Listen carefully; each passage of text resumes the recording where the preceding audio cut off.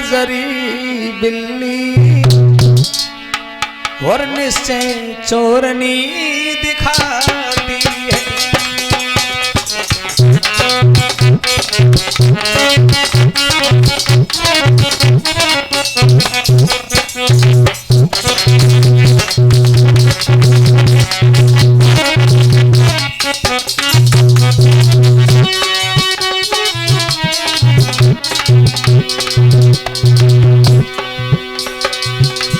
मैया अपनी कजरी बिल्ली निश्चय चोरनी दिखाती है। बाछी को तोड़े गिराती है, तू मेरा नाम लगाती है।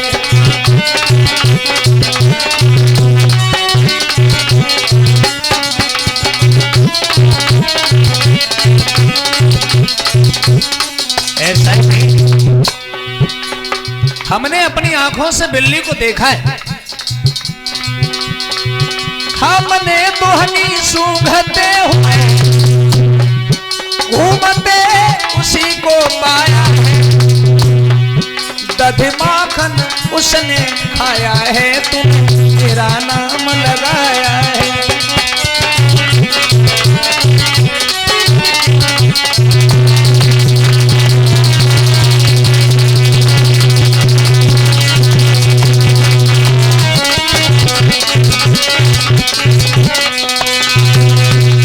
तुम्हारी कसम मैया, हम चोरी नहीं कर रहे। भगवान कन्हैया की बात समझ गई और पकड़े के बाद में बाहर निकाल लाई। कानू पकड़ो तो 2-3 गालन में लगाए थे। झूठ बोलता है, हमसे भी झूठ बोलता है। अब कन्हैया यशोदा मैया से बोले, मैया हमने खैर माखन तो नहीं खाया, मानो चाहे मत मानो, लेकिन हम चोरी तो नहीं कर रहे थे। कर नहीं रहे थे।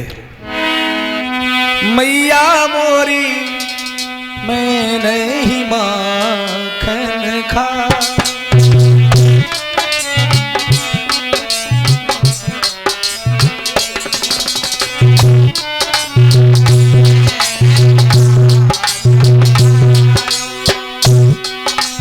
मैया मोरी मैया मोरी मैया मोरी मैं नहीं माखन खाया।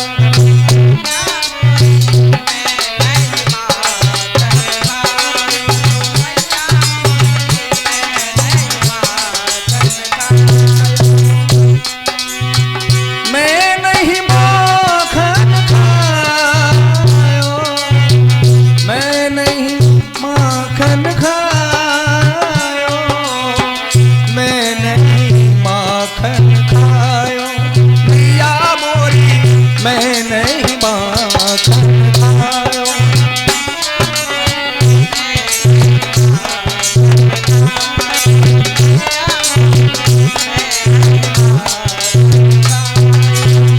कन्हैया बोले, मैया सवेरे से शाम हो जाती है, गायों के साथ में वन में भटकता रहता हूं और तुम फिर भी हमें चोरी का आरोप लगा रही हो। 4 पहर बंसी बट भट को,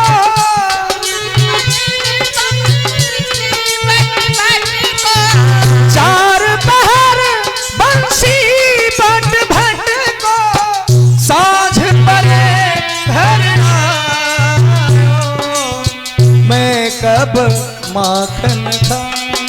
मैया मोरी मैं नहीं माखन खा।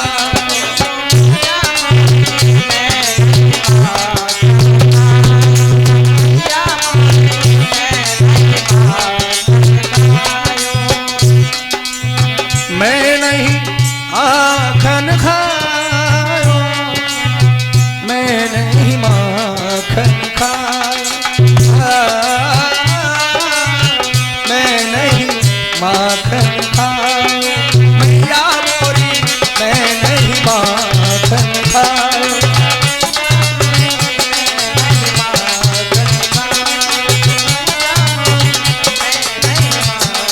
इशारा करते जा रहे, मैं नहीं माखन खाया। परीक्षित महाराज, मैंने ही माखन खाया, मैं नहीं माखन खाया, मैंने ही माखन खाया, या मोरी मैं नहीं माखन खाया।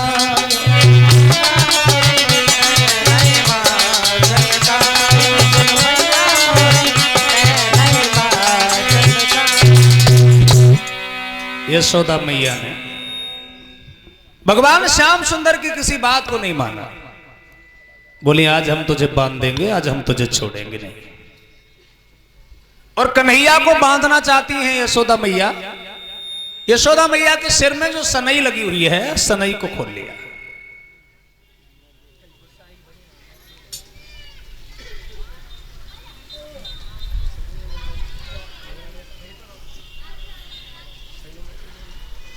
सिर में जो सनई लगी हुई है उसको खोल लिया। परीक्षित महाराज, सनई जानते? माताएं सनई जानती है? सनई क्या होती है? कितनी माताएं जानती हैं सनई? सनई सन्ना सनई वो होती है जो पहले की माताएं अपने बाल उससे बांधती थी, रस्सी की तरह पतली सी। फीता, फीता नहीं, पहले डोरा था, वो बाबा कह रहे हैं। लंबा सा आता था, कम से कम 2 मीटर लंबी आती थी। हाँ, यशोदा मैया के जमाने से वो सनई चलती थी। और माफ करें, कुछ माताएं बड़ी बूढ़ियों ने अब भी बांधी होगी और बांधती भी होंगी। अब खैर जमाना बदल गया तो सनई चली गई। देखिए, समय समय के हिसाब से सब कुछ बदल जाता है। यशोदा मैया के जमाने में सनई बांधी जाती थी, और आज के जमाने में खैर थोड़े और पहले जाओ, 20 साल पहले, तो तब की माताएं जो थी सनई के बाद में उन्होंने एक चीज बांधी। वो अब तो खैर ट्रैक्टर में लटकाया तो जाता शोभा के लिए। वो पहले जब बालन बांधी जाती तो करें तक क्या कहो जाता, अब ना हो तो याद ही ना। हाँ, चुटीला। और बापे तो ऐसे ऐसे गाना बने, सब फिल्में लो चली। बाकी बाद एक भैंस ने आई, तो बड़ो सो स्कूटर जैसे टायर जो रहा है पीछे बांध ले करे। हाँ, और बाकी बाद में, अब बाके बाद की तो कुछ कहो ही मत। ऐसी फैशन आई, बाल बांधने की प्रथा खत्म हो गई, बाल छोटे करा, और कंधे तक बाल हैं, वो कौन से कट गए जाते 100 बार। हाँ, और बेबाल जो बांध नहीं सकते, बांधे नहीं जाते। और देखिए, कुछ मत कहो, फैशन की तो कुछ कहो ही मत। इतनी बड़ी पूंछ बाहर निकाल ली, फिर दिन भर भाई पूंछ समाती रही है। हाँ, देखिए, हंसी की बात नहीं है। आजकल किसी घर में खाना खाना सुबह से शाम तक, 2 बार खाना खाओगे तो 1 बार खाना में बाल जरूर निकल आएगा। ये बाल पहले खाना में निकलते नहीं थे। जब ये बाल बांधने की प्रथा थी तब बाल नहीं निकलते थे। लेकिन आज कौर मुंह में गो, अब खाना खाने वाले उठ के भाजो नाली की तरफ। बोले क्यों कहा, अभी खुद ही समझ गई कि मुंह में बाहर चलो। ना वो कुछ कह रहा है ना कुछ। पहले के लोग अगर बाल निकल आता था तो खाना छोड़ देते थे, और आज अगर खाना छोड़ो तो रोज थाली छोड़ने ही मरे को हो। देखिए, खैर हम किसी को दोष नहीं दे रहे हैं, लेकिन बात कह रहे हैं कि बाल, मैंने एक डॉक्टर से बात की, कैंसर का डॉक्टर था, तो मैंने कहा सबसे ज्यादा कैंसर कैसे होते हैं? बोले तंबाकू से। मैंने कहा गले के कैंसर होने के 2-4 कारण बताओ। तो उन्होंने कारण तो बहुत बताए और एक कारण ऐसा बताया, आप लोग भी इस बात पे विश्वास करो या न करो, लेकिन मैं बता रहा हूं। एक कारण उन्होंने ये बताया कि अगर 100 मरीज कैंसर वाले हैं तो उसमें से एक मरीज ऐसा निकलेगा जो गले में बाल फंसने की वजह से उसको कैंसर हुआ है। क्योंकि गले में बाल फंसने के बाद ना तो दवाई से गलता है और ना किसी चीज से निकाला जा सकता है, और बाल की वजह से गले में गंदगी रुकना शुरू हो जाती है और आदमी को कैंसर हो जाता है। खैर, यशोदा मैया की जो बात कर रहा था, यशोदा मैया के सिर में सनई बंधी हुई है। उन्होंने वो सनई निकाली और निकालने के बाद भगवान कन्हैया को बांधने लगे।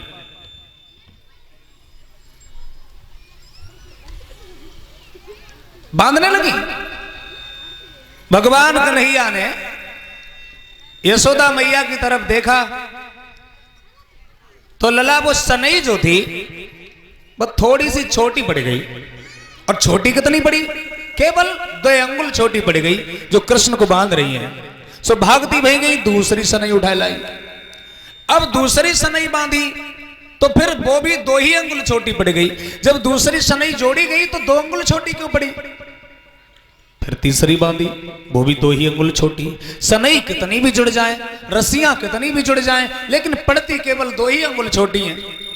यशोदा मैया लगातार कहूं कच्छ जोड़ लेती हैं, कहूं कच्छ जोड़ लेती हैं। खटिया ने की 2 ने टूटी धरी रहा, 100 जोड़ ली, लेकिन बहुत छोटी पड़ गई। और रस्सी मिल जाए, बहुत जोड़ ली, 100 छोटी पड़ गई। पड़ोसन के घर तो रस्सी उठा ली, बहुत छोटी पड़ गई, लेकिन छोटी पड़ी तो केवल 2 अंगुल छोटी पड़ी। राधे श्याम जी ने लिखा कि वो रस्सी घटती जाती है,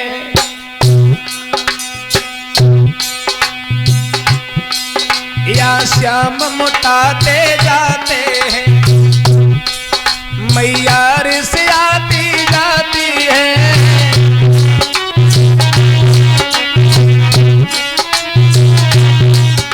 मैया रिस आती जाती है, मोहन मुस्काते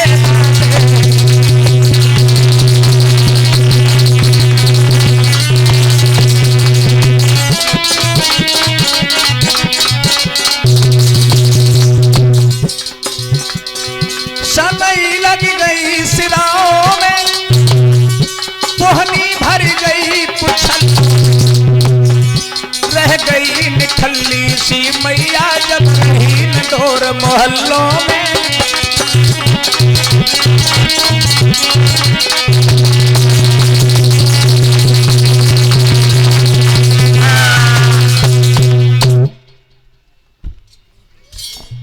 गजब हो गया। पूरे मोहल्ला में रस्सी नहीं बची। जब रस्सी नहीं बची तब भगवान कन्हैया समझ गए कि अब मैया हमें समझ नहीं पाएंगी। 2 अंगुल छोटी करने का कारण यह था, भगवान कन्हैया यशोदा मैया को समझा देना चाहते थे कि तुम हमें कभी बांध नहीं पाओगी, क्योंकि मैं कोई साधारण मनुष्य नहीं हूं, मैं परमात्मा हूं, लेकिन मनुष्य बनकर के अवतरित हुआ हूं। और तुम एक साधारण मनुष्य हो, जीव हो, और जीव होकर भले ही तुम्हें मां बनने का सौभाग्य मिला है, लेकिन तुम हमें बांध नहीं सकती। ये बार बार भगवान दर्शाना चाहते थे, क्योंकि परमात्मा और जीव के बीच में केवल 2 अंगुल का फर्क है, वो है माया का फर्क। इसलिए रस्सी केवल 2 अंगुल छोटी रह जाती है। महाराज परीक्षित अंत में श्याम सुंदर उसी पहली सनई से बंध गए और यशोदा मैया ने कन्हैया को बांधा। बांधने के बाद घर में एक पुरानी सी उखल पड़ी हुई है, उसी उखल में श्याम सुंदर को बांध दिया। उखल आज कैसी ना है, वो गड़ी है तो कहते हैं उखरी है। उखल जो थी, जो डमरू के आकार की हुआ करती थी, उखल का फोटो तो किताबों में आज भी वही बन के आता है। तो उखल में श्याम सुंदर को बांध दिया और बांधने के बाद मैया अपने काम में लग गई और कन्हैया जो थे धीरे धीरे घुटुओं चले और उखल को लुढ़का लिया। आगे बड़े खींचते हुए जा रहे हैं। आंगन में 2 वृक्ष खड़े हुए हैं, यमला और अर्जुन के वृक्ष। दोनों वृक्षों के बीच में श्याम सुंदर ने उखल को उलझाया, फंसाया और जैसे ही ताकत लगाई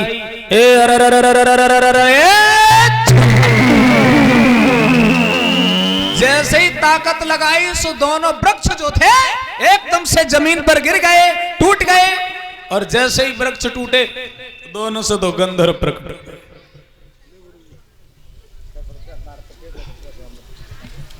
10 रुपए कार्तिकेय और 10 रुपए श्यामवती की तरफ से आए हैं, सुख शांति की कामना करते हैं। दोनों वृक्ष एकदम से टूट गए। यमला अर्जुन के जो वृक्ष थे, 2 गंधर्व प्रकट हो गए। हाथ जोड़ के कहा, प्रभु आज मेरा उद्धार हो गया। जवाब दिया, मैं देवर्षि नारद के श्राप से तुम्हारे घर में वृक्ष होकर के उत्पन्न हुआ हूं। देवर्षि नारद का श्राप?